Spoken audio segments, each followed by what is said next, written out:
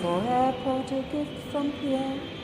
B, the belief that turns to despair. C is for Cedarwood, stand up and shout. D is for Davis, let's throw him out. We cleared these lands! We made farms! We made communities! We built schools! We made a home for ourselves and our communities here! We worked hard, but the government didn't like the way we did things out here in radical corners! That's what they called us. And when 1837 came, we marched on Toronto. And my sons were arrested, and our menfolk were arrested. And her husband, Peter Matthews, was hanged by the government. Pickering, in particular North Pickering, was a hotbed of rebellion during the 1830s.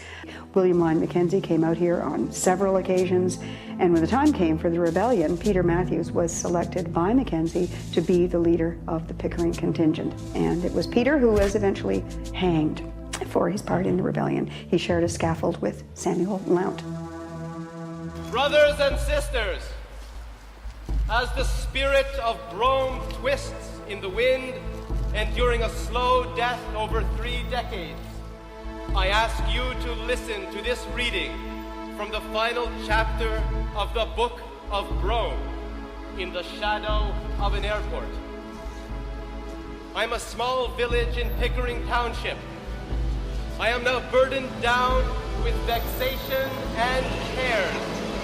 I have no crime to atone for, no misdeed to condemn me, yet stand under a threat and in great need of prayers. There's still time. Do take heed, all those who wield power, lest a rash act bring loss, devastation, and tears. Save me and mine, for God's sake. I adjure with all courage, lest too late should bring down through long vistas of years.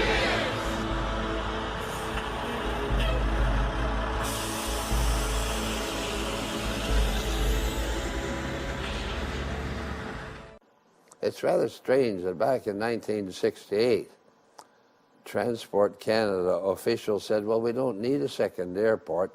We should redevelop Pearson, Malton at the time. But then when the politicians came along and told them to go and justify the need for an airport, well, then they went to work and hired consultants and spent millions of dollars proving that black was white. This is a story of a political decision by the Government of Canada that resulted in a ruthless land grab. In the late 1960s, Mirabel, Montreal's second international airport, was announced by the Trudeau government. Toronto politicians demanded a new airport, and they started putting pressure on Ottawa. The Trudeau government agreed and set up an expensive study to find a suitable site. In 1970, a total of 59 sites were studied in Ontario. Although Pickering, northeast of Toronto, had been eliminated as an airport site in 1969, it was presented as an ideal choice for an airport. Low-cost farmland, no people, and great for speculators. On March 2, 1972, the federal and Ontario governments jointly announced plans for a second Toronto International Airport and the new town of Cedarwood in Pickering Township. Then came an avalanche of protests from everywhere.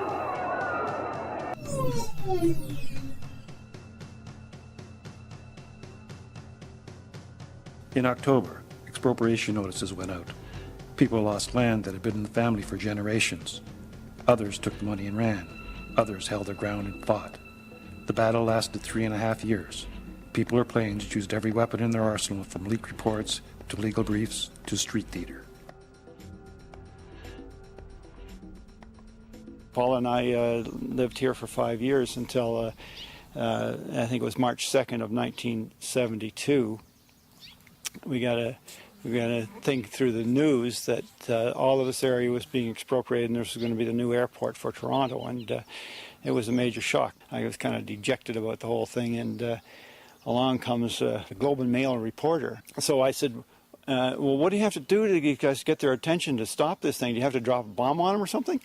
And the next day there's a picture in the Globe and Mail, and I had this gun in my hand and it says, Lichman ready to go to war, you see, and that came out in the Globe and Mail, and then I got inundated with phone calls from all my neighbors, and so there was that was sort of like, let's all get together, and we started the People Are Plains organization, which Dr. Godfrey headed up, and I became the creative director. On the evening of March 2nd, 1972, a meeting was held at Melody Farm where Matthew Lount had lived, a rebel who was executed by the Government of Canada in 1837. The group formed that night to fight the airport was called People Are Plains. POP membership was an eclectic mix, including farmers, lawyers, doctors, homemakers, and artists. Dr. Charles Godfrey was elected chairman of the group.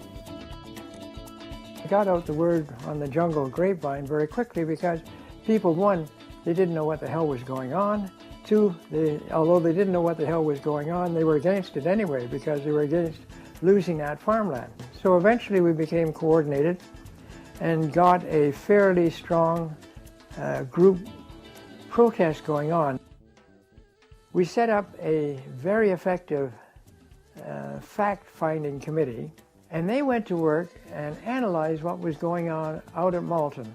They pointed out that the projections put forward by the Airport Planning Committee, that was the federal government planning committee, were just all to cock. They were just not, the way they talked about it, everybody in Canada would be flying by the year 2000. Our objection came down to two things. One, it wasn't needed, and two, even if it was, it should not be built on 18,000 acres of Class 1 food land. We didn't want to do negative protests. We wanted to try to explain to people that this was just a huge mistake and that it was going to cost the government a lot of money and all of us a lot of money, and that this was not the place to do it, A, and B, that it really wasn't needed. It had never been proved that the two-airport system would work here. They weren't facing the fact that an airport wasn't needed there, was never shown to be needed there, and really never will be shown to be needed there. The history of cities the size of Toronto with two airports is an absolute disaster. E's the environment that's being destroyed. F is the farmland we all once enjoyed. With weapons fashioned from pipes and pitchforks, Bill Lichman and Mike Robertson formed the first Pickering Fusiliers to protect the lands. Transport Canada sets up offices in a vacant school in Brome and are immediately put under siege by the Fusiliers.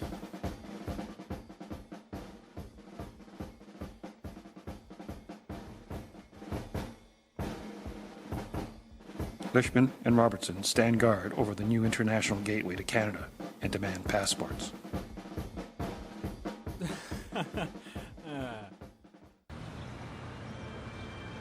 What I enjoyed about it was the street theater. We needed media attention because and that was really important. So you have to do a few outrageous things to do that, and that was the very fun part.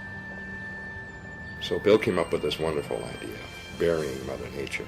It wasn't just burying Mother Nature; it was, burying Mother Nature in a very theatrical event on the front lawn of Queen's Park. We did a funeral march on Queen's Park, and Paula made 50 black robes, so it was like an Ingmar Bergman scene.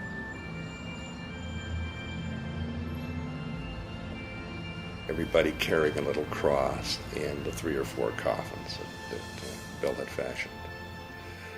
Up University Avenue we went.